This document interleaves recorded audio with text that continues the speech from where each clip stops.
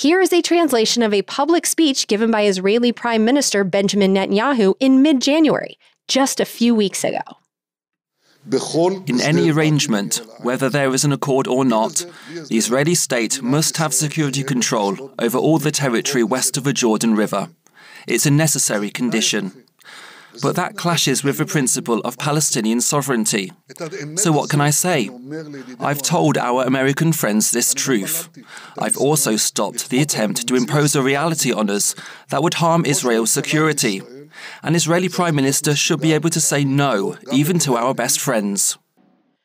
And so why is the Biden administration and so many in our Congress trying to fund and arm the Israeli government, who is straight up telling us that their goals do not align with ours? I am so damn tired of being lied to. I don't think I can deny it anymore.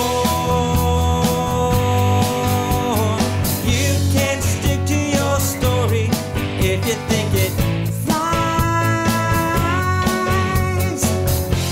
but I'm not gonna buy it anymore. Hello, my friend, and thank you for listening to the 287th episode of Congressional Dish. I'm your host, Jennifer Briney, and I'm back.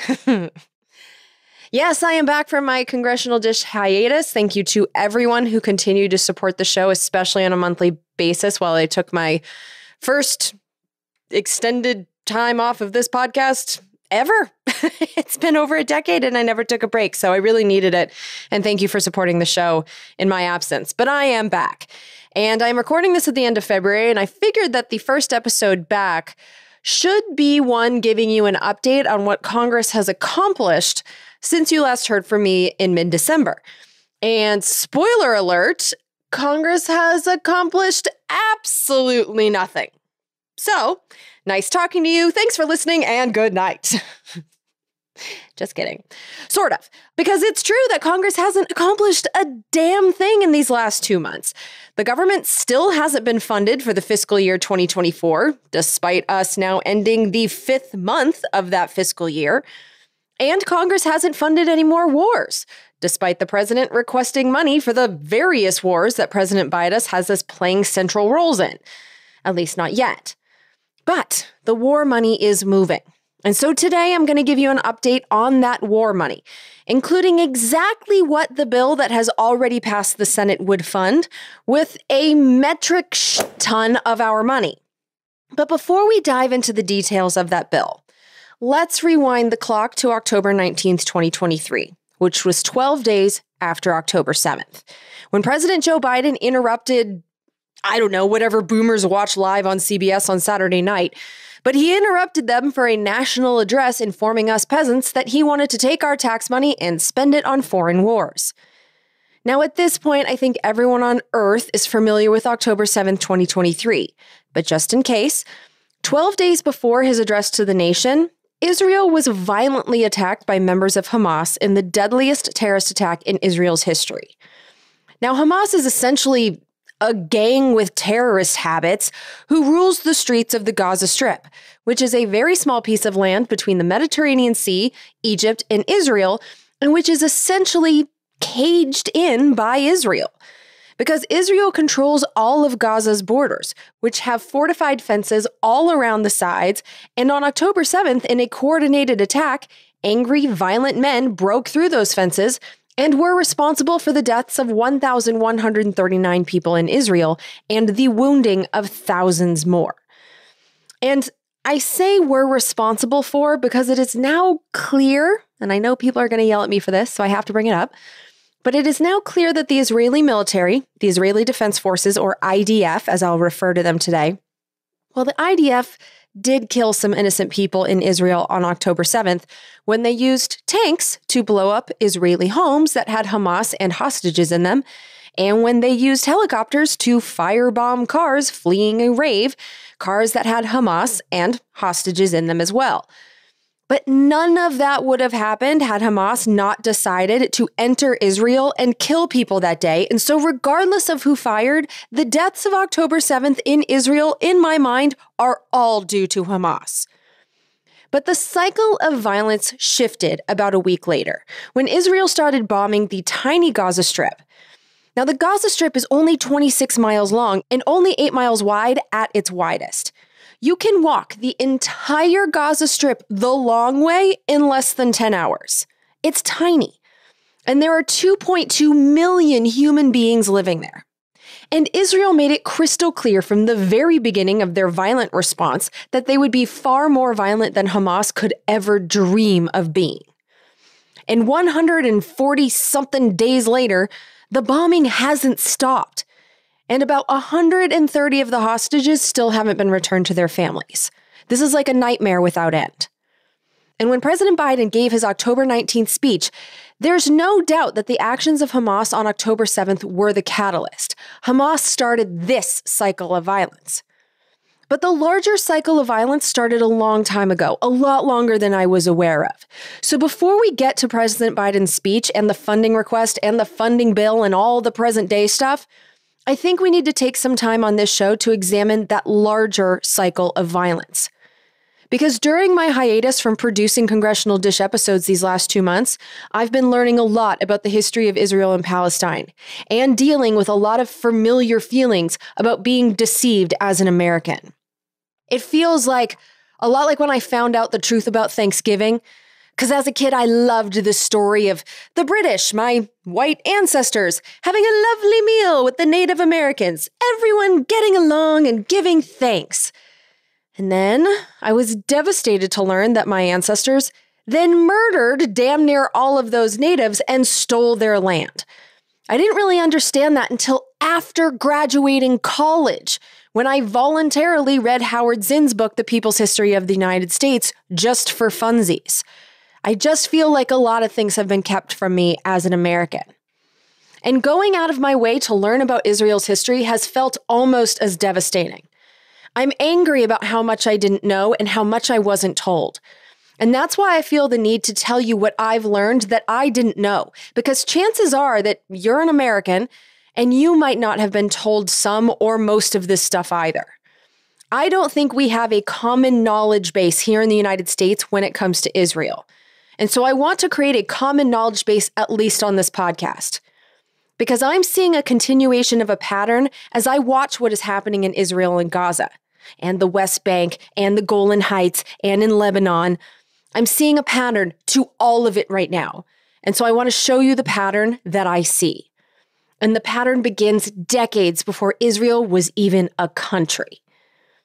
The idea to create Israel, which is a country in the Holy Land for Jewish people, was born out of horrific generational trauma experienced by Jewish people going back thousands of years.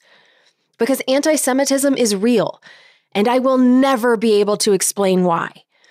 I do not and have never understood hatred of Jewish people. And don't you dare send me a message listing your reasons for hating them. I will block you immediately. Because my lived experience is nothing but positive with Jewish people. I was raised in a town with a lot of Jewish people. In fact, the neighborhood my mom lives in now is still majority Jewish. At least I think so. But some of our Jewish neighbors put up blue and white twinkle lights on their homes during the holidays. And I think that's just lovely. And because I was raised in that town, I was raised with Jewish friends. And I've been to more bar and bat mitzvahs than I can count. I've given my Jewish friends Christmas gifts, and they've given me Hanukkah gifts. And now my family is part Jewish. We're blending our traditions, and they have been so welcoming to this godless heretic. But I have fallen in love with Jewish traditions. I love the meals and the songs and the stories, and especially their love of family and community. I love Jewish people. I mean, every time I hear an oi, my heart lights up like a Care Bear. I love Jewish people. But I know that there are people that don't feel the same way because the Holocaust happened. I've been to the Dachau concentration camp. I've been to at least 4 Holocaust museums that I can think of off the top of my head, and more memorials than I can count. I've shed many tears trying and failing to understand how anyone could do that to other human beings. And I pictured my friends, and I couldn't stand the thought. 6 million Jews were murdered because they were Jews. They were hunted for who they were, and they couldn't just move somewhere else and be safe because, shamefully, No countries, including the United States, were willing to take them in. And so I totally understand why after that, the creation of Israel would feel like a necessity. I can understand and support them wanting a place that would celebrate their culture and religion and where they could be physically safe. And after the Holocaust, Israel was created. The Jewish people finally had a home. Israel was taught to me as a happy ending. And the location, in the land near Jerusalem, well, that was a land without a people for a people without a land. I've heard that phrase so many times, and it worked on me. A land without a people for a people without a land. A land without a people. I thought it was empty. The people who moved there were called settlers, which by definition is someone who settles in a new, sparsely occupied region. I thought it was empty. And that was probably dumb, because Jerusalem and the land surrounding it is the Holy Land. It's holy to Jews and Muslims and all the Jesus lovers. I knew that there were wars fighting over that land going back thousands of years, and so why did I think it would be empty in 1947? I don't know. Probably because I had heard it was a land without a people for a people without a land. It was just repeated enough and I believed it. But I was deceived. And even after researching this show for all these years, I didn't happen upon this information until I went looking for it. Because much of what I'm about to tell you, actually, if I'm being honest, damn near all of it. Damn near all of this I was completely unaware of when I started producing this podcast in 2012 at the age of 30. And the first time I ever questioned anything about Israel and my own country's support for it was a few years into this podcast in 2014, when the Israeli government reacted to Hamas killing 3 people with horrific disproportionate violence, as in bombings against the people of Gaza, killing almost 1,500 Palestinians. In that 2014 so-called war, 8 total Israeli civilians were killed. That was the first time that I became aware that Gaza's people were being caged by Israel. That was the first time I became aware that Gaza is credibly known as an open-air prison. I didn't question anything about Israel until I saw that disproportionate use of violence and the Obama administration's total lack of shits given about it. And I'm ashamed to say that because I didn't know anything, I just stayed silent about it. But I'm done staying silent now. And so my real education has taken place in the last 4 months, under similar circumstances, but so much worse. And as always, this episode has extensive show notes for you backing up everything that I say. But I'm also including, along with all the articles and stuff that I've been reading, I'm also including books and podcasts and documentaries that I used these last few months to teach myself and then double check the history of the region. And for the first time, learning the Palestinian perspective. And so those sources include Enemies and Neighbors. This was a book by Ian Black that I found maybe leaning towards the Palestinian perspective, but it did tell both sides. I also read The 100 Years' War on Palestine by Rashid Khalidi, which is 100% the Palestinian side, which was written by a guy who was a Palestinian negotiator with Israel for many years. I also listened to the entire Martyr Made podcast by Daryl Cooper, his series called Fear and Loathing in the New Jerusalem. And Daryl did an amazing job of bending over backwards to tell both sides' perspective. It was really good. It was really long. It was like 25 hours, but it was worth my time. I also watched the Israelism documentary, which talks about how people are educated about what Israel is, both in Israel and in the United States. And I watched an amazing documentary called Gaza Fights for Freedom by Abby Martin. She physically went to Gaza to see it for herself, and what she found was shocking. And I have all those sources for you in the show notes. I now also have a subscription to Haaretz, which is an Israeli newspaper, which has given me incredible insight into the debates raging within Israel, which is a country I've never visited. But what I've learned from all of those sources and many more, like I said, these show notes they're intense, but if you want to learn this stuff, it's a good place to start. But what I've learned is that the idea to create Israel started way before the Holocaust. We're talking 1890s, and it all started with a meeting of about 200 dudes dressed in fancy penguin suits that had a meeting and decided that they would try to create a Jewish government in Palestine, in the Holy Land. And the reason that they picked that land, which at the time was occupied by hundreds of thousands of people, but the reason they wanted that land was because of the Bible. The people who came up with the plan to take over the land in Palestine and create a Jewish country, known as Zionists, they believe that the Holy Land belongs to the Jews because of the Bible. Religious Zionists since the 1890s have been trying to get as many Jews as possible to move into the Holy Land, to settle there, and then together take over all the land that they think is theirs because of a 2,000-year-old book. And I know that some people will find that statement to be disrespectful to religion, to call the Bible a 2,000-year-old book. But I don't believe that book was written by people who knew the will of God and who said that a certain group of people get property rights in the year 2024. I respect people's right to believe whatever they want, right up to the point that their religion tells them that they are more important than others and can take things that don't belong to them. And to be crystal clear, this religious Zionist perspective, this is not representative of all Jewish people. Not at all.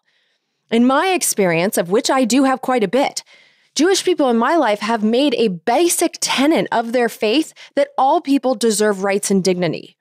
I know Jewish people that don't even believe in God and are open about that and are still very much a valued part of the Jewish community.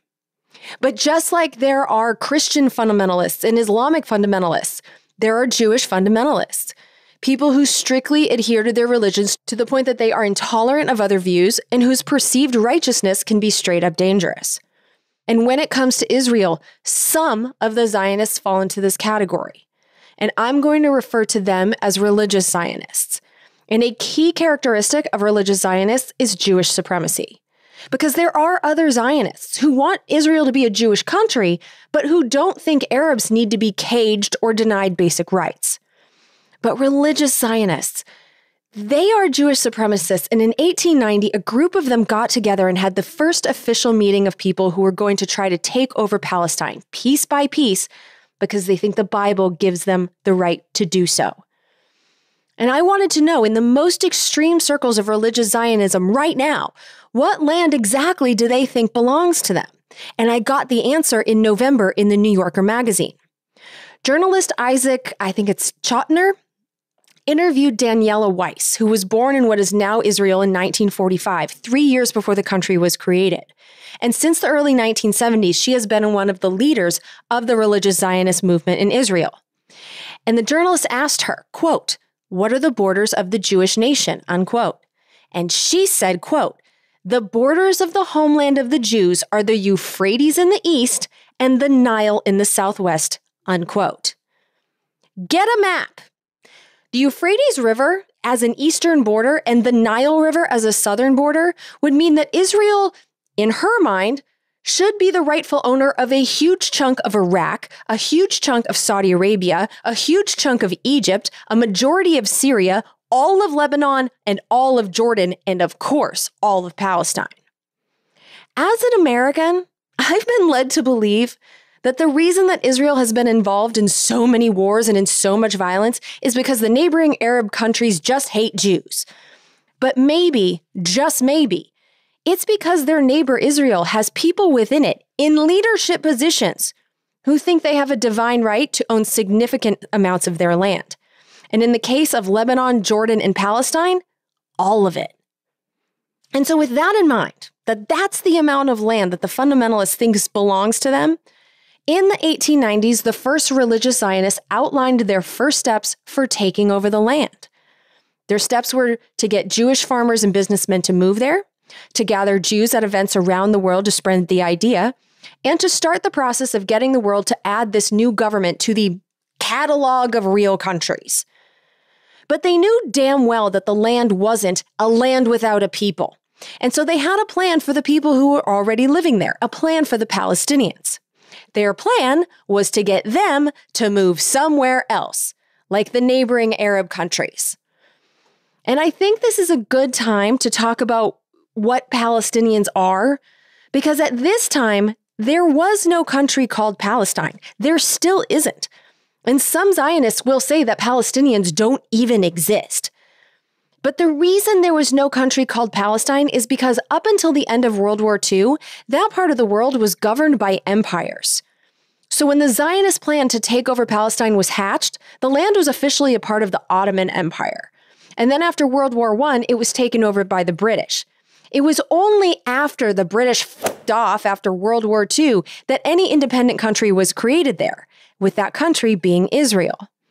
And so despite of the despicable denials that Palestinians even exist, that I have heard repeatedly over the last 4 months, they do exist and they always have. They have been living and farming on the Holy Land for generations, even though they've never been granted their own country, despite the vast majority of the world having agreed decades ago that they should. Palestinians, since the idea of a Jewish state was first floated, have always been a people on the land. And to Zionists, or at least religious Zionists, their existence on that land, in their homes and on their farms, has always been a problem that needed to be eliminated.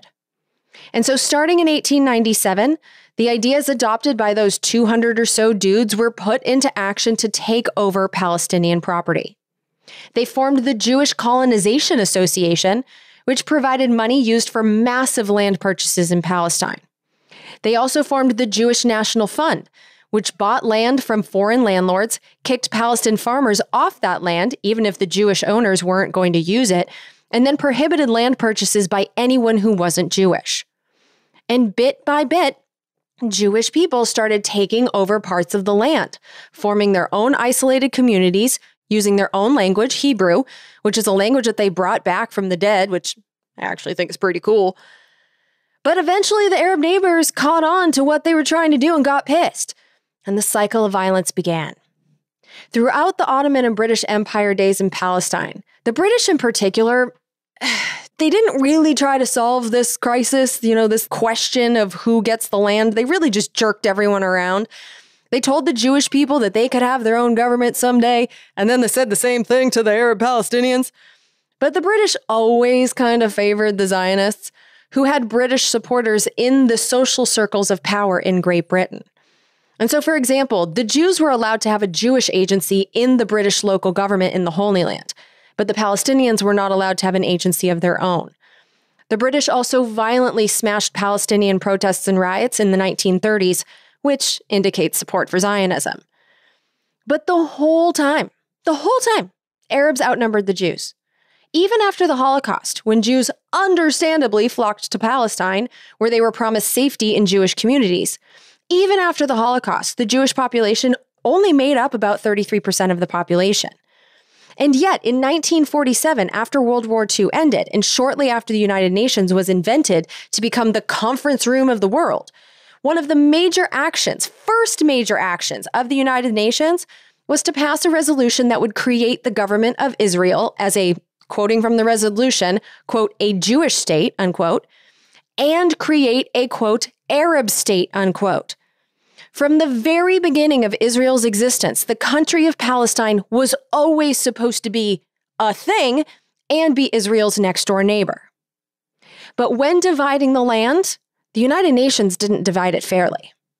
The Jewish population, which again at the time made up about 33% of the population, was given 55% of the land. And conversely, the Palestinians, which made up 67% of the population, were only given 45% of the land. It wasn't a fair deal from the start, and it favored the Jewish population. But even before the British pulled out of the Holy Land in May of 1948, the Jewish population violently enforced the UN resolution, physically removing Palestinians from their homes and in over 500 cases burning whole villages to the ground. And the soon-to-be Israelis didn't stop at the borders drawn by the world community. They also took a significant percentage of the land that was supposed to be Palestine.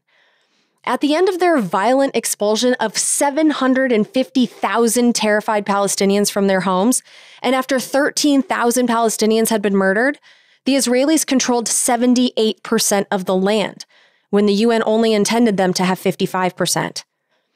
That violent expulsion of Palestinians from their land is what is known as the Nakba, which means catastrophe. But the Israelis call this the War of Independence. And at the end of this critical round of violence, The only parts of what should be Palestine that remained in Palestinian control were the West Bank and Gaza. And I should mention that 5 Arab neighbor countries did try to stop the land grab and fight the Zionists, but those countries were outnumbered and outgunned by the new Israeli state, which had fighters who had been illegally arming themselves for years while being ruled by the British, and had other fighters who had been militarily armed and trained by the British. And the United Nations, for its part, didn't do anything to stop the violence and the murders. And instead, the United Nations recognized Israel as a real country, even though they stole a significant portion of the land that was supposed to be the Arab state. And that Arab state, Palestine, was not made official by the United Nations and still doesn't officially exist today. Which, if you want to know what is at the heart of all the fighting in that region, that's it. Israel is a country and Palestine is not. And since 1948, Israel has continued to take land that the United Nations says does not belong to Israel and is supposed to be a part of a country called Palestine, which is supposed to be ruled by the people who were living on the land without a people. And I gotta tell you, Israel has taken land belonging to other countries as well. So, for example, in 1967, Israel attacked its next-door neighbors, justifying the attack using the effective and still repeated lie that Israel was in an existential crisis and was about to be destroyed by its meanie Arab neighbors, even though Israel had more military force than all of its neighbors combined, which it still does as a nuclear power in a region without nuclear powers. But in 1967, in a war that took only 6 days because of Israel's superior military force, Israel was able to steal land in Egypt and Syria.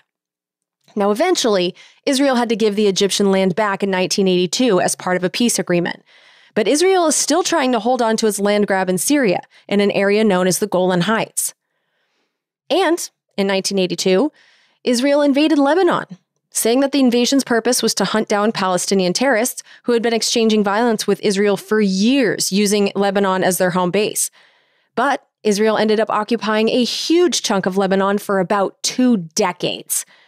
The Israelis only gave up the Lebanese land because the Lebanese sort of military, known as Hezbollah, defeated them with violence and drove them back into Israel. Israel has a history of land grabs. In fact, its whole history is land grabs. And nowhere is that more true or more methodical than in the land that is supposed to be Palestine, in the West Bank and Gaza. So let's start with the West Bank. The West Bank right now is full-blown occupied. It's controlled entirely by Israel, with Palestinians having essentially no rights, and where the segregation is not at all hidden. In the West Bank, Israel just straight up keeps on taking land from Palestinians, bulldozing their homes and then building giant condo buildings for Israelis on the land in a finders keepers kind of move. And to connect their communities of so-called settlers on the stolen land, Israel has built segregated roads. These are elevated, high-quality highways only allowed to be used by Israeli settlers. Palestinians have to drive on other roads that are checkpointed by Israeli military forces.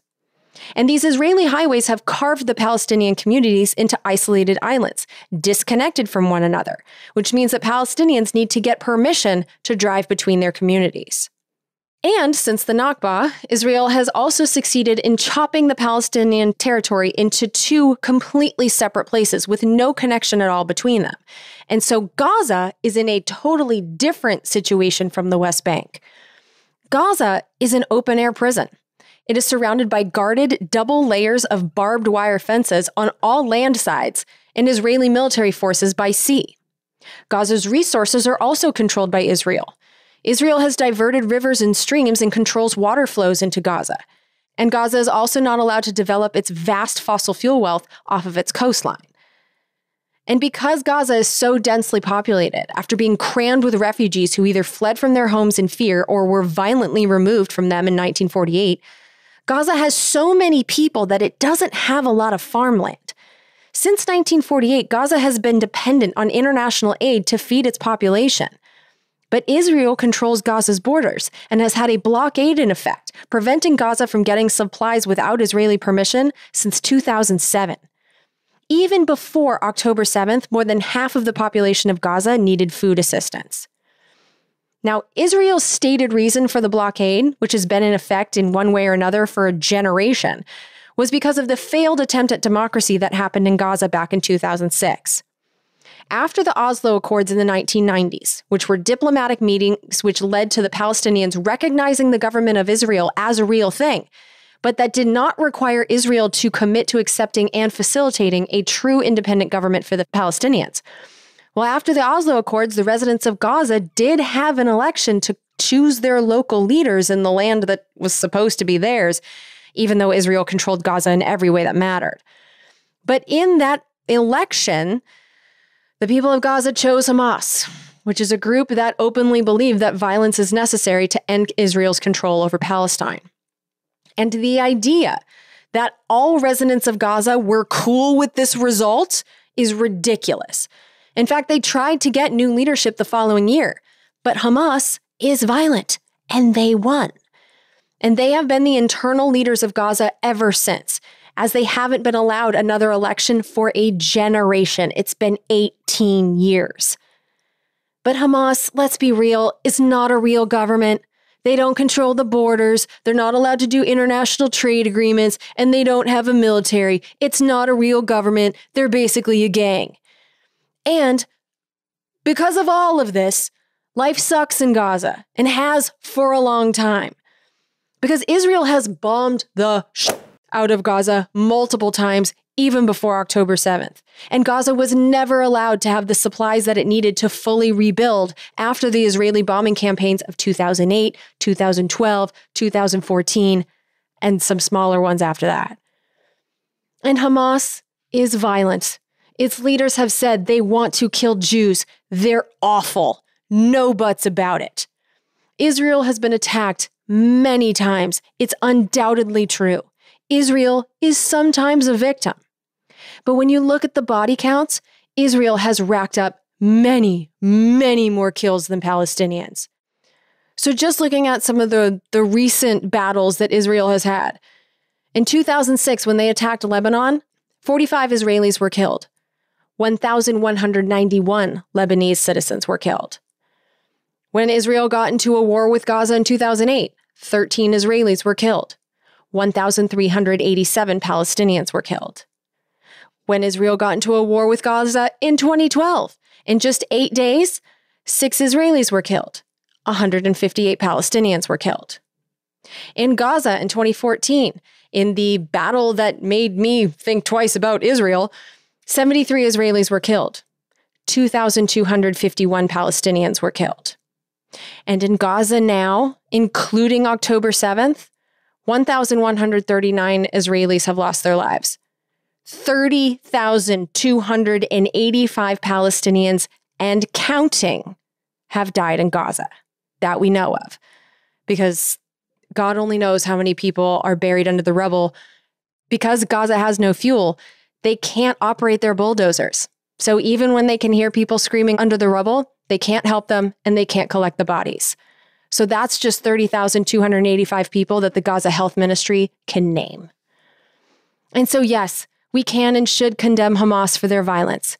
We should mourn the Israeli dead and demand the hostages be returned, which I am unequivocally doing. But we can and should condemn Israel for their violence, which has surpassed that of Hamas many times over. Israel is a problem. And the reason I'm going to focus on Israel from here on forwards is because Israel is getting money and weapons from us. We are not complicit in what Hamas does. We are directly complicit in the violence committed by Israel, which is why I think it's time we take a good look at what Israel really is right now. Because we constantly hear that Israel is the only democracy in the Middle East. That's a key reason for our support. And Israel's Declaration of Independence did promise that Israel would, quote, ensure complete equality of social and political rights to all its inhabitants, irrespective of religion, race, or sex, unquote. And it said, quote, that would guarantee freedom of religion, conscience, language, education, and culture, unquote. Which sounds great. But the Constitution that was required by the United Nations that would enshrine those principles into law, to this day, has never been created and ratified in Israel. And what Israel does have are some laws that no real democracy that enshrines the values of equality declared in that Declaration of Independence would have tolerated in the first place. So, first of all, they have a right to return law, which means that Jewish people all over the world get automatic citizenship in Israel, regardless of whether or not any of their family members have ever lived there. It's a Jewish supremacist immigration policy. And Jewish supremacy was made even clearer in Israeli law in 2018. That's pretty recent, when they passed the nation-state law, which officially codifies Israel as, quote, the national home of the Jewish people, unquote, and makes Jewish symbols the official national flag, the official state symbol, and a Jewish song is the national anthem. It also makes the Jewish language that they resurrected, Hebrew, the official national language by downgrading Arabic from also being an official state language and instead giving Arabic special status. The nation-state also codifies in law the national Israeli goal to, quote, encourage and promote, unquote, Jewish settlement in Israel, which paired nicely with Israel's existing discrimination in land policies. Because the Israeli Land Authority, which controls 93% of the land in Israel, as of 2020 had half of its board comprised of members of the Jewish National Fund, which still exists and still owns 13% of Israel's land, and still mandates that its land is for, quote, the purpose of settling Jews, unquote. Approximately 900 small Jewish towns in Israel are allowed to have admissions committees, which effectively prevent any Arabs from living there because they are not suitable for the social life of the community, or are told that they are incompatible with the social cultural fabric. And the proof of these land policies is evident in the ownership numbers. Palestinians account for about 20% of the Israeli population, and yet they own less than 3% of Israeli land as of 2017.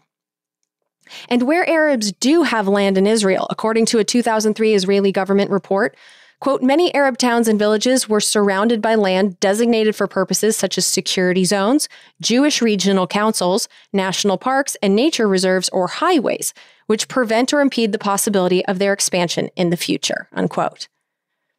And most importantly, Israel effectively does control the West Bank and Gaza, as religious Zionists say is God's will.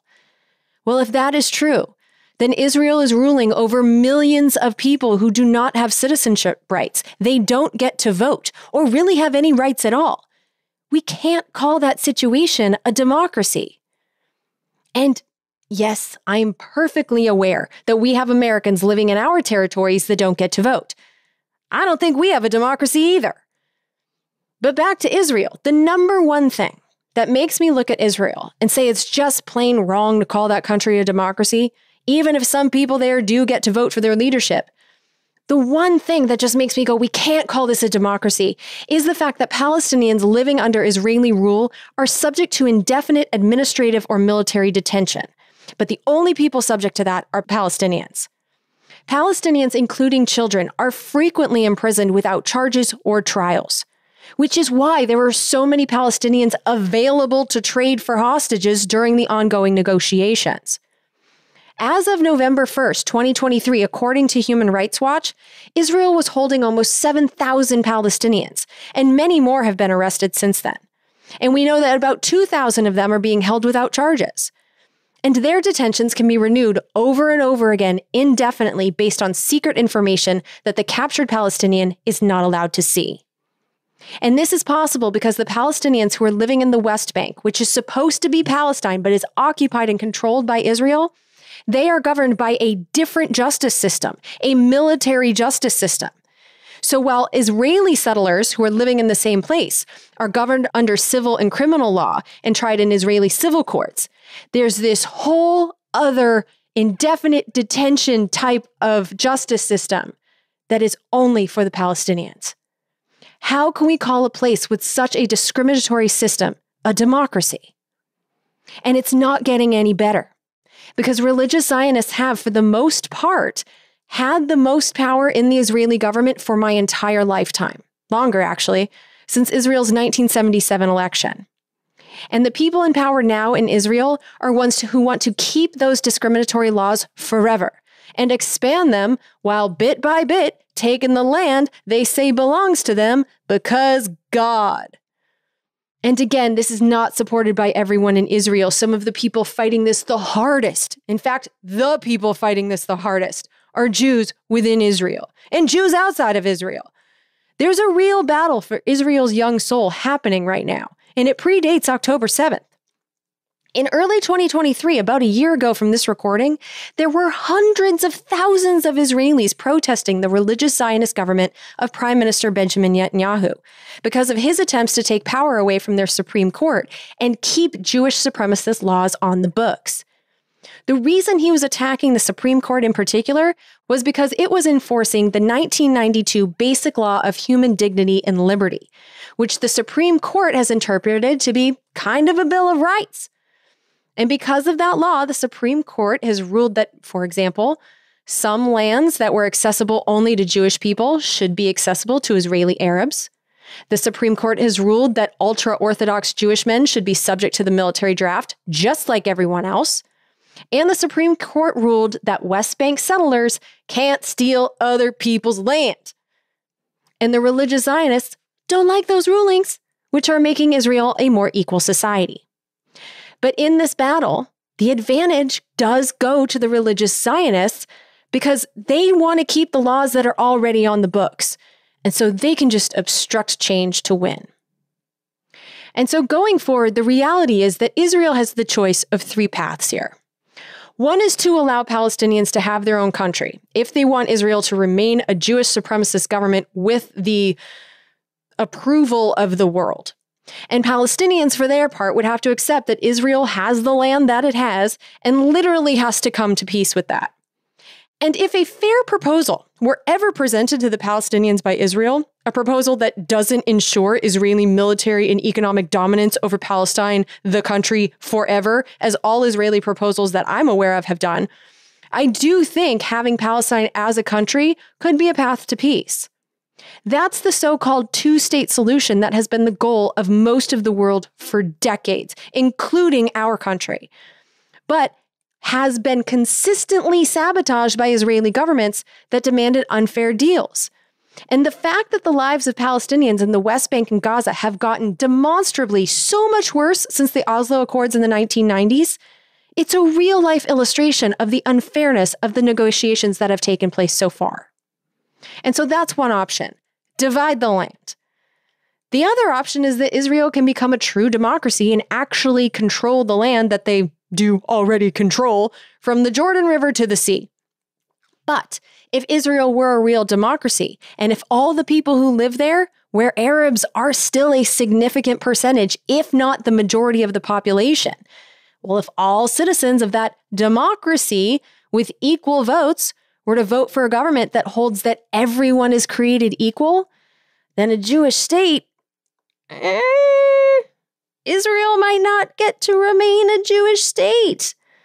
Because democracy and religious supremacy, they just don't mix. Unless, of course, you kill or otherwise get rid of most everyone who isn't part of the supreme religion, which is option number 3, and appears to be the religious Zionist plan. Because also in 2023, before October 7th, the Netanyahu government was allowing violence to be committed against Palestinians in the West Bank, the supposed to be Palestinian land that Israel controls. In the first 8 months of 2023, more than 200 Palestinians had been killed by Israeli settlers, according to the United Nations, with 30 Israelis being killed by Palestinians in the same time period. Which I point out to say that there was no peace in Israel or Palestine on October 6th. There has been a constant cycle of violence between Israelis and Palestinians since long before Israel even became a country. And the cycle of violence continued, with Israel taking the hardest hit since it became a country on October 7th, 2023. And one of the reasons why so many Israelis were killed on October 7th was because the religious Zionist government of Benjamin Netanyahu, who through 3 terms is the longest-serving prime minister in Israeli history, well, he had moved IDF troops away from the Gaza border to the West Bank to help protect settlers who had been stealing Palestinian land with impunity since he returned to power at the end of 2022. On the morning of October 7th, the Israeli Defense Forces had 400 combat soldiers and about a dozen tanks stationed on the border of the Gaza Strip. Compare that to the forces stationed in the West Bank, which had 21,000 soldiers. And at the last minute, a few hundred or so more of the IDF reserve soldiers were sent from the Gaza area to the West Bank after a 19-year-old Palestinian kid was killed by a settler in the West Bank after he threw a rock at an Israeli car during what was essentially a rock fight between Palestinians and Israeli land thieves. The leaders of Hamas knew and had said publicly that they knew that there was a massive shift of soldiers to the West Bank. It had been that way for many months by the time October rolled around. And so with the Gaza border guarded with a fraction of the IDF soldiers that were guarding the land thieves in the West Bank, at about 6:30 a.m. local time on October 7th, Hamas fighters fired at least 2,500 rockets into Israel, most of which were intercepted by the Iron Dome, which is a missile defense system that we have gifted to Israel. About an hour later, fighters broke through the Gaza border fences using cars, motorcycles, and quite a few flew over the fence using jerry-rigged paragliders. But once in Israel, the Hamas terrorists proceeded to murder Israelis in their homes in the towns that border Gaza, homes that were Palestinian before they were stolen during President Joe Biden's long lifetime. And the Hamas terrorists murdered Israelis at a rave that was taking place in the desert just outside the open-air prison known as Gaza. The Hamas terrorists also kidnapped 230 people and took them to the Gaza Strip. 134 of them are still in Gaza as of this recording. About a week later, Israel then began its destruction of Gaza. Destruction that has, 5 months later, has made Gaza entirely uninhabitable. And yet the residents of Gaza are not allowed to leave. They are literally caged, with almost no fuel, food, medicine, or water being provided to them, and with millions living in a massive tent city on the Egyptian border, which has been regularly bombed. It's become actual hell on earth, and Israel is refusing to stop even though Gaza is physically incapable of fighting back at this point. And so what I think we are witnessing right now, with this level of destruction, is a continuation of a pattern that started 125 years ago. I think we are witnessing another Israeli land grab. I think we are witnessing a devoted, religious Zionist prime minister who knows his days in power are numbered. He's facing 3 corruption trials. And the people of Israel, according to polls and people on the street, well, they kind of hate the dude. Because just this week, thousands of Israelis, including released hostages and families of the hostages, protested in Tel Aviv, demanding early elections and a deal to release the hostages held by Hamas in Gaza. The Netanyahu government used water cannons to disperse the crowd. Netanyahu's days are numbered, and he knows it. And I think he's using October 7th as an excuse to clear Gaza of as many Palestinians as possible, with the intention of turning the land over to Jewish settlers after Palestinian Gaza is destroyed. He's playing the role of religious Zionist hero, clearing the land as his last act so that Jews can have it as God intended. And one of the many reasons that I think this, aside from the history that I just told you, is that his government officials have said this is the plan. The current foreign minister of Israel and the current national security minister have both publicly called for emptying Gaza of its residents. And a week after October 7th, the Israeli intelligence ministry released a policy paper that said that the best option for Israel, the one that will, quote, yield positive long-term strategic outcomes for Israel, unquote, would be the option to evacuate the civilian population from Gaza to Egypt. The first step, according to this document, would be to create tent cities near Egypt. In real life, Israel told everyone in the north part of Gaza to evacuate to the south. And as I speak, most of the population of Gaza is living in tents on the Egypt border. The second step, according to this document, would be to then evacuate those tent cities into Egypt via a, quote, humanitarian zone, unquote, and then start constructing cities in Egypt for those Palestinian refugees. Right now, due to Israel not allowing food, medicine, water, fucking anything into Gaza, and their indiscriminate or possibly targeted bombing of United Nations aid trucks, which has caused the United Nations to stop entering Gaza to deliver supplies for their employees' own safety.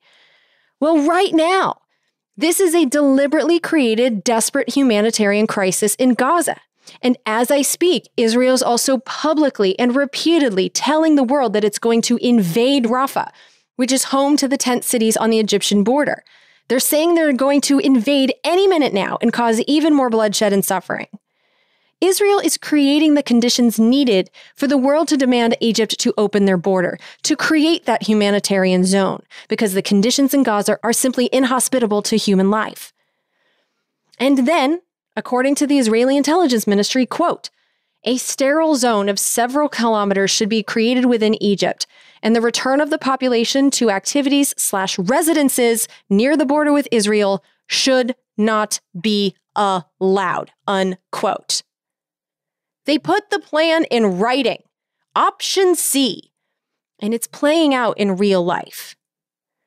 And the religious Zionists in Israel are already making plans for their new prime oceanfront real estate. In fact, there was a conference in January in Jerusalem, attended by Israel's national security minister and finance minister, members of the Knesset, which is their version of Congress, as well as rabbis and settlement activists, families of soldiers who are currently fighting in Gaza, and heads of southern councils. And during that conference, participants were presented with details of future Jewish settlements in Gaza, along with maps and the stages of preparation for building those new condo buildings. None of this is being hidden. And if I know about it and can prove it to you in writing in this episode's show notes, the Biden administration knows. Which brings me, finally, back to October 19th, the day President Biden asked the nation for more war money. And he started his 15-minute request like this. Good evening, my fellow Americans. We're facing an inflection point in history. One of those moments where the decisions we make today are going to determine the future for decades to come. That's what I'd like to talk with you about tonight. You know, early this morning I returned from Israel. They tell me I'm the first American president to travel there during the war. I met with the Prime Minister and members of his cabinet. And most movingly, I met with Israelis who had personally lived through horrific horror of the attack by Hamas on the 7th of October. More than 1,300 people slaughtered in Israel, including at least 32 American citizens. Scores of innocents, from infants to the elderly grandparents. Israelis, Americans taken hostage. As I told the families of Americans being held captive by Hamas, we're pursuing every avenue to bring their loved ones home. As president, there is no higher priority for me than the safety of Americans held hostage. But as we are now 4 months in the future, the one avenue that has been proven effective at getting hostages returned safe and alive was a week-long ceasefire that resulted in over 100 hostages being safely returned in November. And that has not been repeated. Instead of threatening to cut Israel off from the billions it receives from us every year unless they stop bombing and get our hostages back safely, the Biden administration has continued to supply Israel with money and weapons, twice by going around Congress to send hundreds of millions of dollars worth of bombs to Israel during the holidays using emergency powers. The terrorist group Hamas unleashed pure, unadulterated evil in the world. But sadly, the Jewish people know perhaps better than anyone that there is no limit to the depravity of people when they want to inflict pain on others.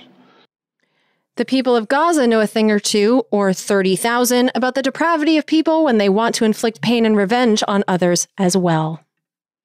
In Israel, I saw people who were strong, determined, resilient, and also angry, in shock and in deep, deep pain.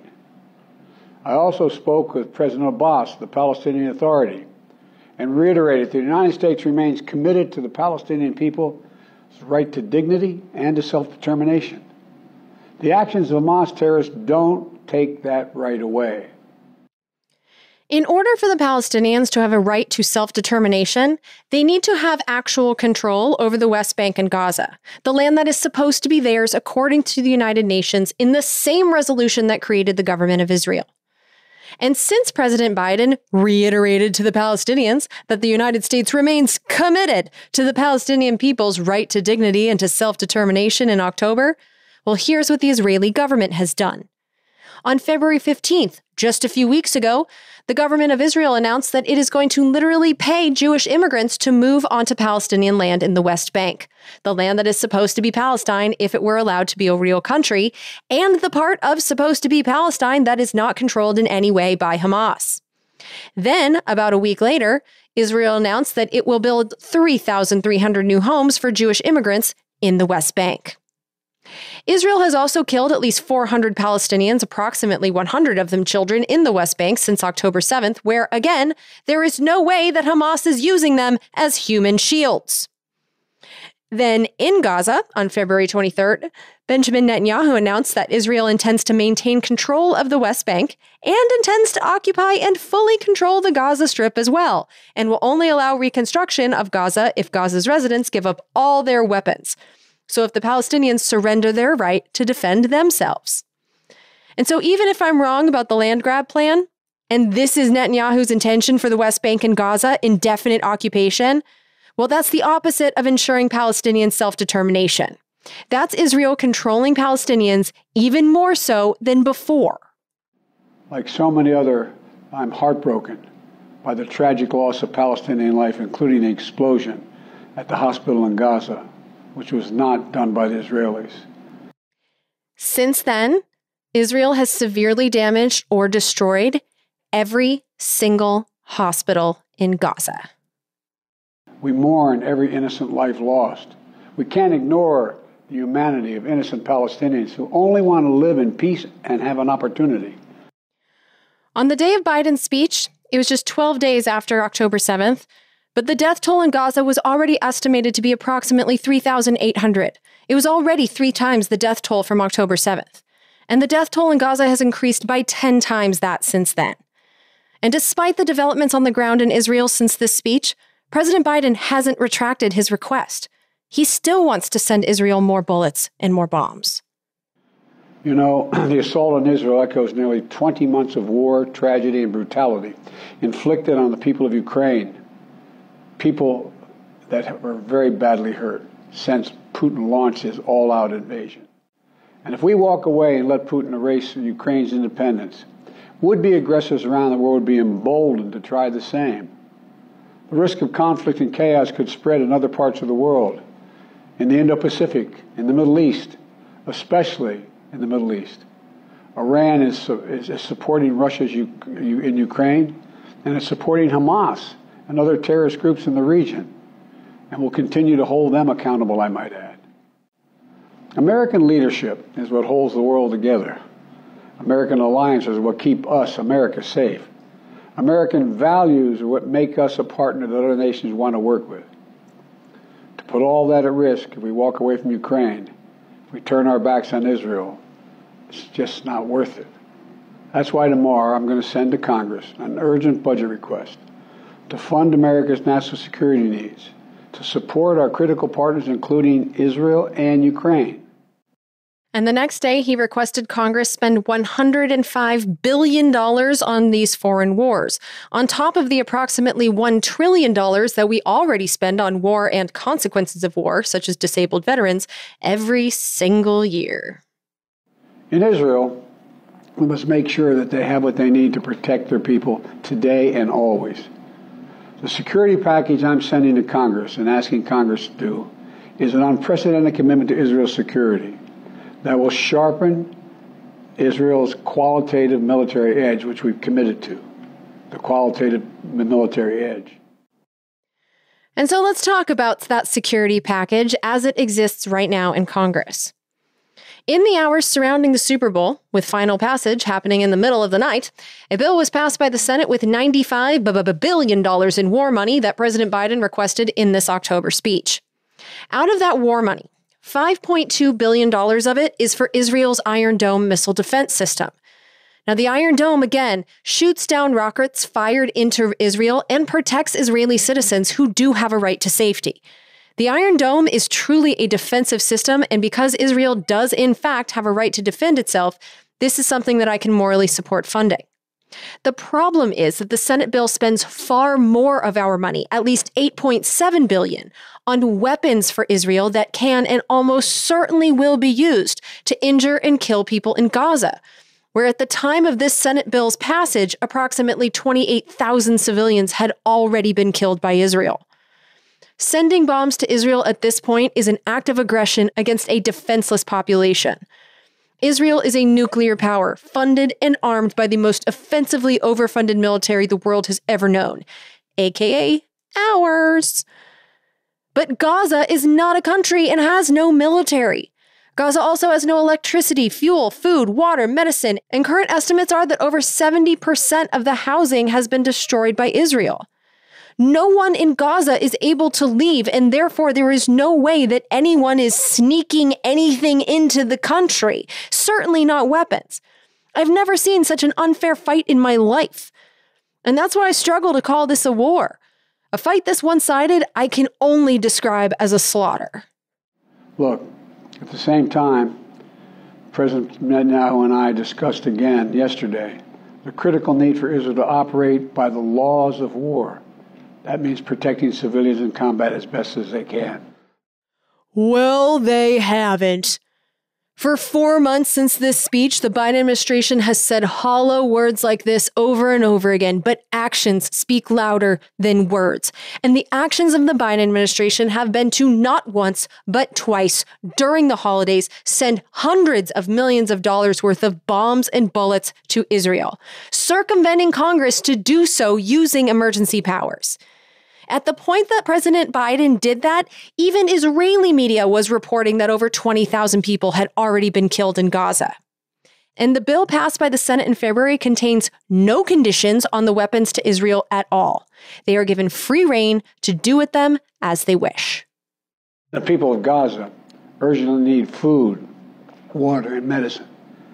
Yesterday, in discussions with the leaders of Israel and Egypt, I secured an agreement for the first shipment of humanitarian assistance from the United Nations to Palestinian civilians in Gaza.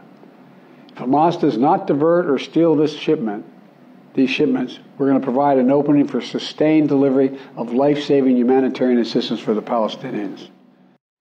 4 months later, there has been no sustained delivery of food, water, or medicine in Gaza. After bulldozing Gaza's farms and greenhouses and food storage warehouses, which you can confirm via satellite images, and not allowing anyone in Gaza to fish in the ocean because Israel is using warships off the coast to kill anyone who tries, Israel has also bombed aid trucks after refusing to let most of them in, because Israel controls Gaza's borders, which was the case long before October 7th. But because of the bombings of United Nations aid trucks, which Israel knew the exact coordinates of, the United Nations has stopped its aid truck deliveries to protect the lives of United Nations employees.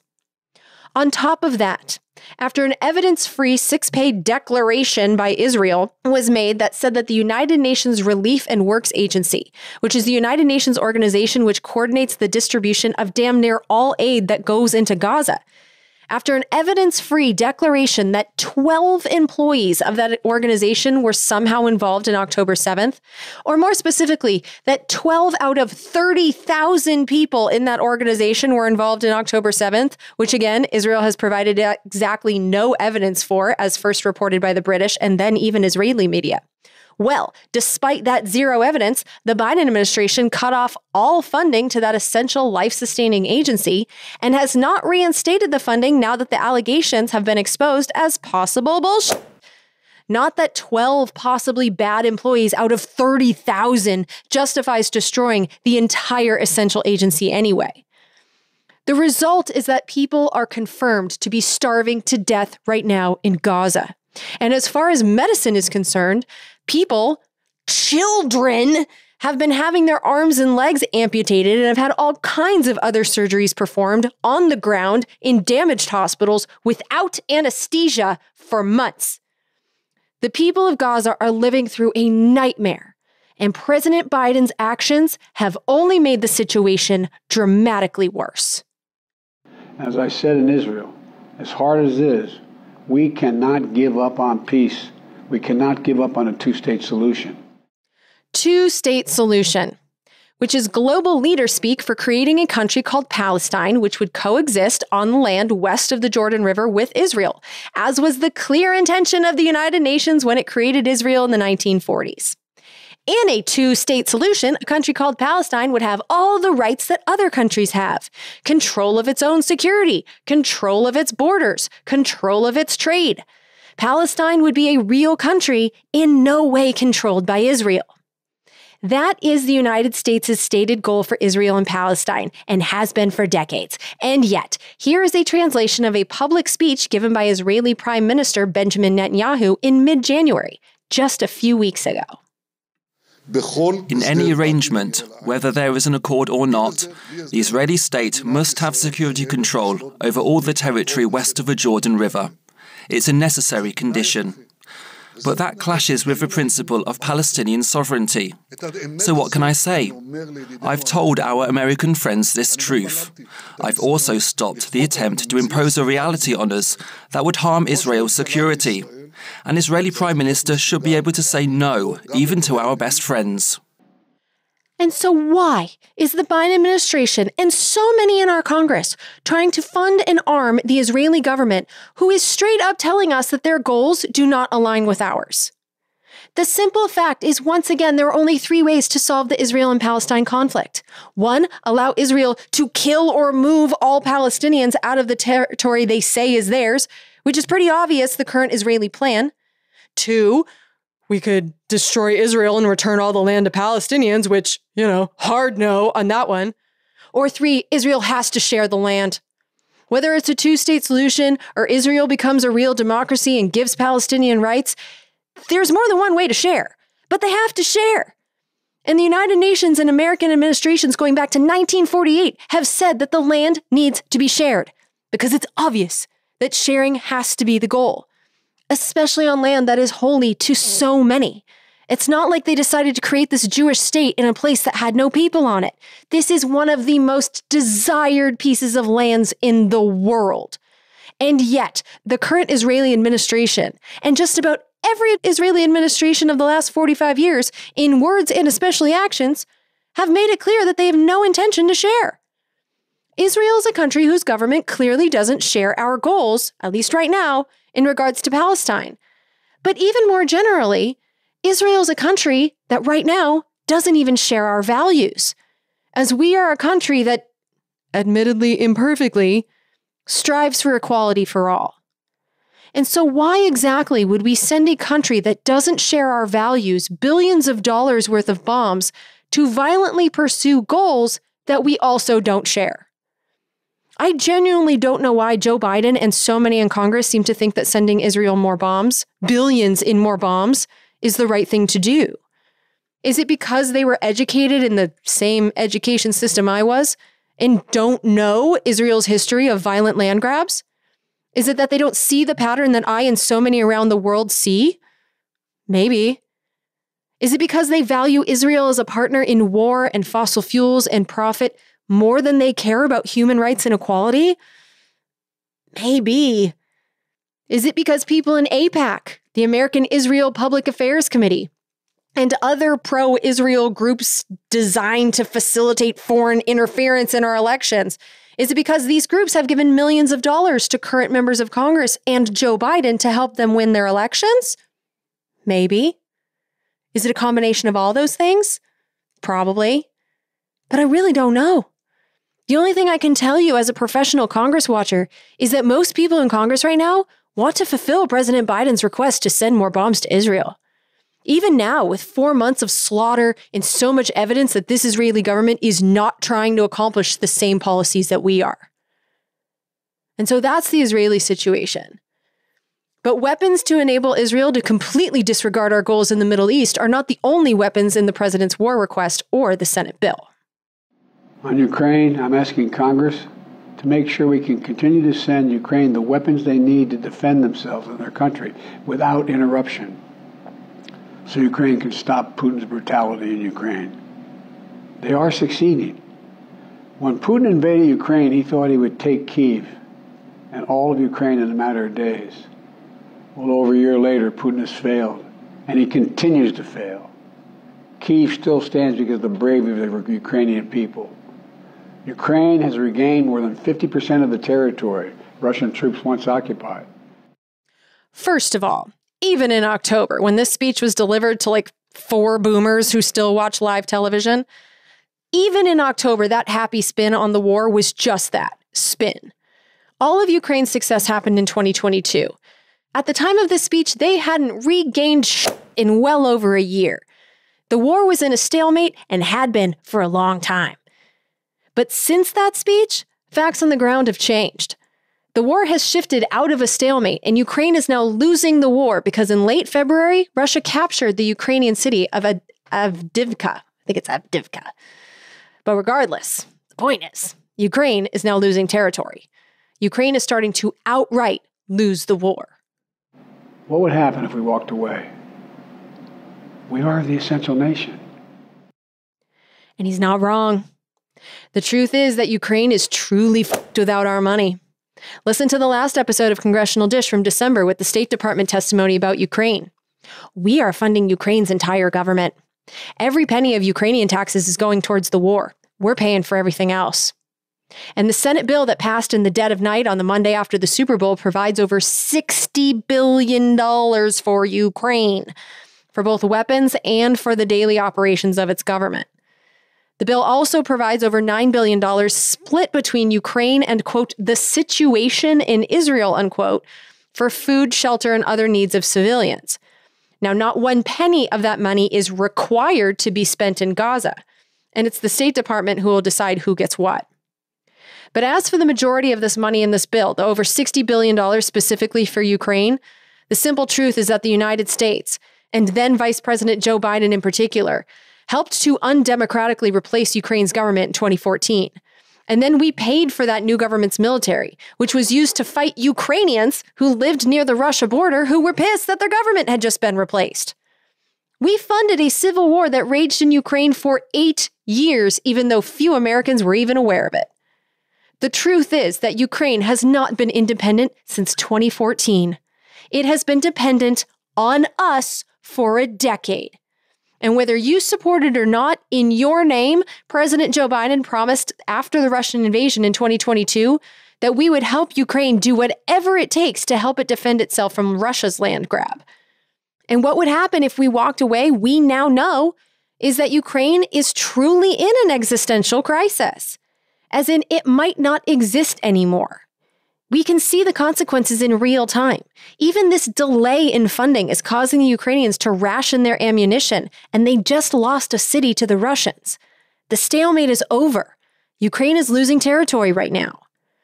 Ukraine is dependent on us sending them war equipment, and if we don't, they will continue in the losing direction. That's the truth. And even though I don't want to fund another forever war, we made promises. Do you think abandoning Ukraine, a country that our rogue leaders helped break and which we know is defenseless on its own, do you think abandoning it right now is the right thing to do? I don't. I hate what Joe Biden and everyone who works with him has done to Ukraine, going back a decade. I wish none of it ever happened, but it did. And I don't think abandoning people who are dependent on us is the right thing to do. But when it comes to President Biden, apparently he didn't think that we Americans would see, that whole right thing to do as a good enough of an argument to send the money, because he also made this argument in his speech. Let me be clear about something. We send Ukrainian equipment sitting in our stockpiles. And when we use the money allocated by Congress, we use it to replenish our own stores, our own stockpiles with new equipment. Equipment that defends America and is made in America. Patriot missiles for air defense batteries, made in Arizona. Artillery shells manufactured in 12 states across the country, in Pennsylvania, Ohio, Texas, and so much more. Can it be that President Biden and those who serve him and those in Congress who are trying to give him this war money, is it possible that their souls are so darkened that profit is really what's at the center of their motivations in all this? The fact that Israel's destruction of Gaza is a bomb guzzler and Ukraine's desperation for war equipment are profitable projects for corporations? I struggle to believe that anyone can care so little about the lives of other human beings, but this keeps getting said. We've heard it from the president himself in this national address. This isn't some off C-SPAN hearing. He wanted all of us to hear this, and he clearly thought it would persuade us. And we've heard people who work for President Biden testify the same thing to Congress. Can the push for funding these wars really be about profit? I don't want to be that cynical, but I just do not understand what moral principles are being applied when we fund a defense of a violent land grab in Ukraine and then fund a violent land grab in Gaza in the same bill. I wish I had an analysis for you that made any sense, but the truth is, I do not understand what the people ruling this country stand for. But they seem to think that we'll be swayed by this profit opportunity because they are? I don't know. I can't explain this. I can't wrap my head around the hypocrisy and the indifference to all the death. All I know is that the funding of the violent land grab, providing bombs that will be used to kill more people and probably steal their land in Gaza, all I know is that I can't support that, no matter what it's packaged with. And yet sending those bombs to Israel doesn't appear to be controversial at all in this Congress. For months, I've been reading daily updates on the status of the war money, and the Israel part of the package is so uncontroversial that it's rarely even mentioned as a part of the package. It's just treated like a nothing burger dingleberry. Because the sad, despicable truth is that even though it's been 4 months since the speech and the war money still has not been approved, they have not made us super complicit in this yet. But that has nothing to do with the slaughter in Gaza. The reason the money hasn't been approved has actually had nothing to do with anything that's in the bill. The reason the bill has not been approved is because the wackadoodle Republicans in the House want something attached to the war funding that does something about the people entering the United States via our southern border. And so here's the politics of the war money. Here's the Cliff Notes version of why it hasn't passed yet and what could happen from here. And perhaps you may want to put on a helmet for this next segment, as you may find yourself banging your head against a wall.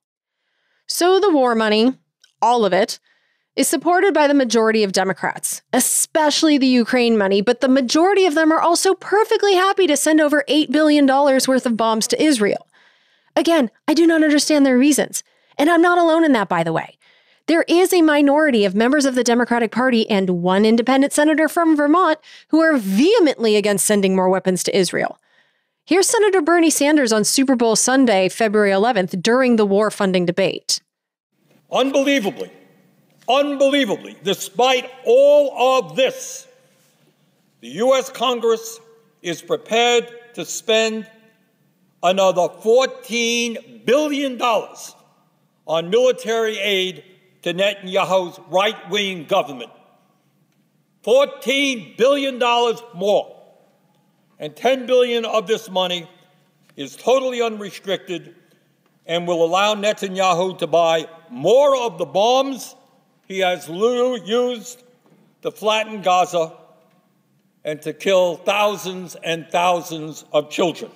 Does the United States Congress really want to provide more military aid to Netanyahu so that he can annihilate thousands and thousands more men, women, and children? Do we really want to reward Netanyahu, even while he ignores virtually everything the President of the United States is asking him to do? Do we want to give even more support to the leader of the most right-wing government in Israel's history, a man who has dedicated his political career to killing the prospects of a two-state solution? Madam President, that is really hard to believe. But that's exactly what 70 senators voted to do at 5:14 a.m. on the morning of Tuesday, February 13th. After doing a runaround of the Constitution, which says that all funding bills must begin in the House, the Democrats who controlled the Senate crossed out the text of a one-page bill about veterans benefits that had already passed the House and replaced that text with the text of the war funding bill that would provide more than $60 billion to Ukraine, $14 billion to Israel, and $2 billion to Taiwan, and some combat ships for the military dingleberried on top. And then the Democrats voted en masse to pass it. Only 26 Republicans and 2 Democrats, Jeff Merkley of Oregon and Peter Welch of Vermont, voted no alongside Bernie Sanders, although the Republican opposition largely had nothing to do with saving lives in Gaza or Ukraine. You see, the reason that most Republicans who voted no did so, and the reason why it's been 4 months since Biden's national give me war money speech and yet no money has been approved, has been because the Republicans wanted a dingleberry. The Republicans, especially in the House, wanted something done about the very real and unsustainable increase in the number of humans crossing our southern border. And they said that they won't send any more money to Ukraine until they get their something border. And it's pretty clear what the House Republicans want, to be honest with you. And that's every single provision of what they passed with Republican votes alone last May via H.R. 2, the Secure the Border Act of 2023. And I'm in the middle of reading that bill for an upcoming congressional dish so that we can know exactly what the Republicans want. But I can tell you this much right now from what I've seen already. Their plan for the border and for immigration policy is fiscally irresponsible, as in it will cost us money, and it's cruel. And so the Democrats made it crystal clear that because they control the Senate, they would not be passing H.R. 2. And from what I've seen already, I get it. And to understand what I'm talking about, stay tuned to an upcoming congressional dish. But anyway, the Republicans wanted something border, or else they wouldn't give President Biden his war money. And so in all of January, this dumpster fire of a Congress treated us to drama over a Senate border bill that needed to be written and dingleberried onto the war funding so it could hitchhike its way into law. And so, since committees don't matter in this beyond broken Congress, a small group of senators from both parties created a bill behind closed doors that was designed to do something to limit the number of humans crossing our southern border. What exactly was in the bill that a small group of senators pulled out of their butts behind closed doors? I don't know, and I'm not going to read it because it doesn't matter. Because the leader of the Republican Party, ex-president and not yet convicted criminal Donald Trump, instructed his congressional sheep to kill the bill via a fake tweet on his fake Twitter. Trump called the bipartisan border bill, which he had not read, a, quote, great gift to the Democrats and a death wish for the Republican Party, unquote. And the conventional wisdom among D.C. reporters, which I suspect to be true, is that Donald Trump didn't want Joe Biden and the Democrats to get a legislative win and take away one of his favorite campaign bugaboos. All those brown people. They're rapists, some of them good people, invading our country, threatening to clean toilets and pick fruit in search of a better life. Oh, be afraid of them, MAGA, be afraid. And as they do, Donald Trump's Senate Republican sheep fell in line and killed the bill before they even had time to read it. And while we're on the subject of the border, I do need to mention something that happened in the House because it was as stupid as it was historic. Because for just the second time in U.S. history, the U.S. House of Representatives voted to impeach a cabinet secretary, which is the harshest available constitutional punishment in the House's arsenal. And it starts the process of removing the secretary from office. The secretary in question, who was impeached, is the Department of Homeland Security Secretary Alejandro Mayorkas. Now, impeachment is supposed to be imposed on people who commit crimes and therefore get removed from office for being criminals. After being impeached by the House, the accused criminal is then supposed to get a trial in the Senate and, if convicted, be removed from office. But the problem here is that Alejandro Mayorkas is not a criminal. And he isn't even accused of being one in the impeachment documents. The Republicans impeached him for allegedly violating his oath by not enforcing the law the way the Republicans want him to, with a long list of decisions he made that they disagree with listed, as opposed to a list of actual crimes. And so Alejandro Mayorkas will not be removed from office by the Democratic Party-controlled Senate. This was a waste of all of our time and an abuse of the powers of the House of Representatives. The only reason I bring it up is because it was historic, historically stupid and unnecessary, but historic nonetheless. And so let's get back to the war funding. So the Senate decided to not even vote on the war funding with the bipartisan border dingleberry on it after 4 months of fucking around. And so all of a sudden, the Senate decided to vote on the war money bundle. And I've mentioned a few times that the critical votes on this bill took place while the majority of the country was distracted by the Super Bowl and the love affair between Travis Kelce and Taylor Swift, which I was obsessed with. But the first important vote took place on Super Bowl Sunday, and the second took place in the middle of the night as Hangover Monday became Mardi Gras Tuesday. But as shady as that sounds, I should tell you that the reason they did this wasn't to hide the war funding votes. It was because they wanted to go on yet another scheduled vacation, because the entire Congress has been on vacation for most of the last 2 weeks. And so the Senate voted in the middle of the night and then got on planes and went home.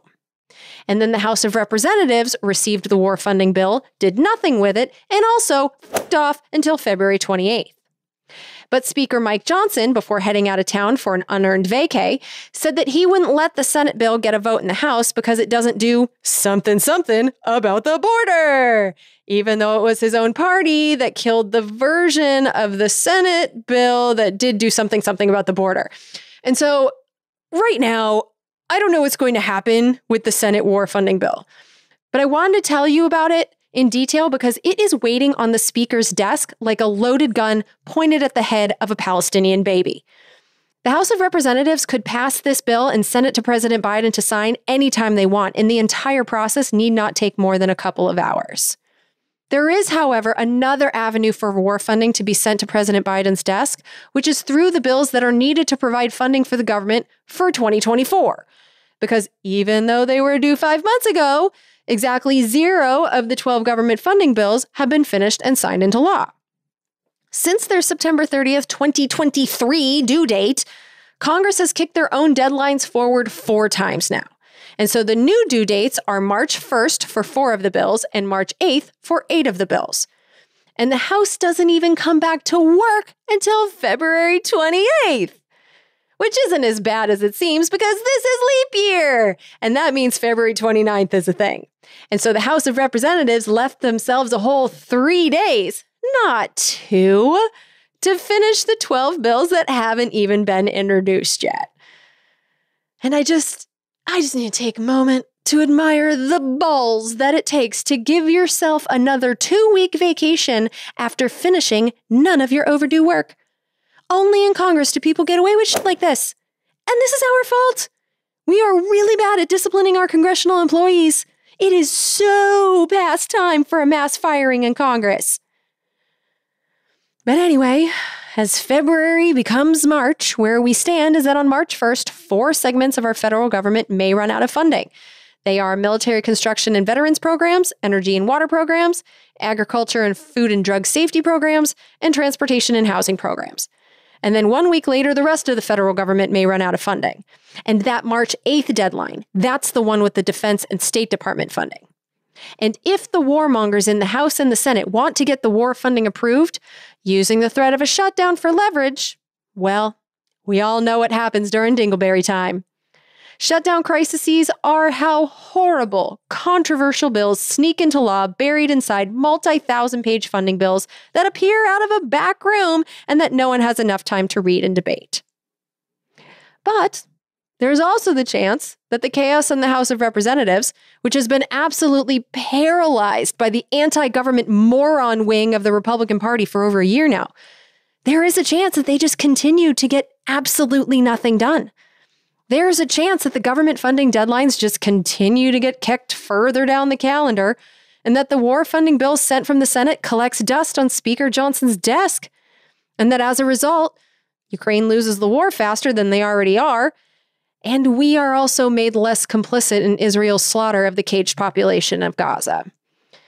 Even if the reason is Republican Party dysfunction, hypocrisy, and a lack of governing ability, at this point, I'm down with whatever keeps the blood of Gaza's children off my hands. And so if you have any thoughts about what's going on right now, any thoughts about this episode, please share them with your members of Congress.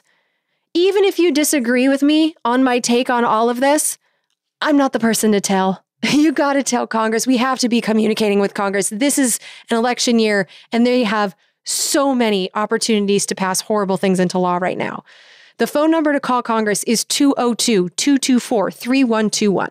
Save it in your phone. It's saved in mine. That's the Capitol switchboard, and all you have to do is tell the nice person that answers the phone which state you're from, and they'll help you get in contact with your 2 senators and your 1 member of the House. But no matter how much you agree or disagree with me about how I see things, I am powerless to do anything about it. Your members of Congress are the ones with power. Contact them and do it often. Because even though it feels so powerless in this moment, You're not powerless, especially in an election year. I have been blowing up my senators' phones and my House member, but mainly my senators because I know where the war funding was actually being done. But I keep calling, and it actually feels pretty good to have my voice be heard. In fact, the last time I called Senator Cantwell's office because I'm still registered in Washington State.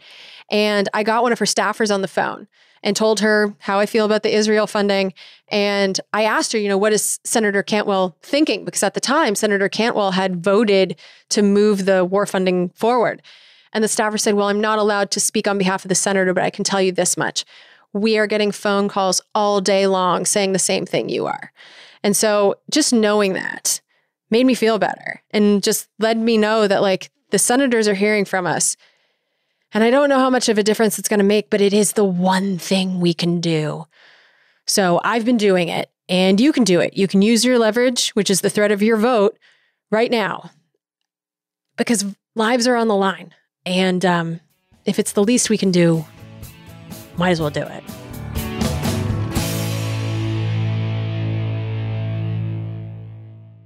So if you're still listening to this episode, you've probably figured out by now that I've made a decision about the future of Congressional Dish, which is that Congressional Dish is going to continue to exist.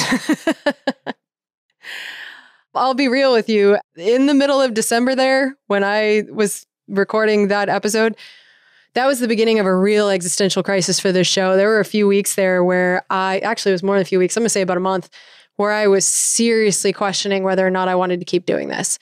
Because it's hard for me to pay attention to dysfunction and document problems and watch the body that has so much power to fix them do the opposite. They're either making the problems worse or doing nothing at all, which is nothing at all seems to be the best case scenario at this point. So it's really affected me. So having a few weeks away from this, like truly away from this, I did not read any of my daily newsletters. I did not listen to, audio books or do anything for an entire month. And I hadn't done that in, how long have I been doing this show? 12 years or so?